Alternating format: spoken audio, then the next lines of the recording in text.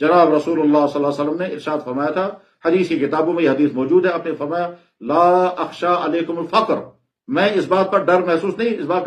نہیں کر رہا ہوں کہ میری امت میں غربت اور فقر آئے گا۔ فرمایا میری امت میں غربت اور فقر آ جائے اس کا مجھے ڈر نہیں، اس کی مجھے فکر نہیں ہے۔ ہاں فکر اس بات کا ہے، ولیکن اخشا ان تبسط علیکم الدنیا، مگر مجھے اس بات کا ڈر ہے کہ تمہارے پاس پیسہ زیادہ آئے گا، پھر کیا ہوگا؟ فتنافسوا، آج کے زمانے کا ترجمہ، پھر آپس میں تم کمپٹیشن کرو گے، کما یتنافسون من کان قبلکم، جیسے تم سے پہلی قومیں یا دوسری قومیں آپس میں کمپٹیشن کرتی تھی۔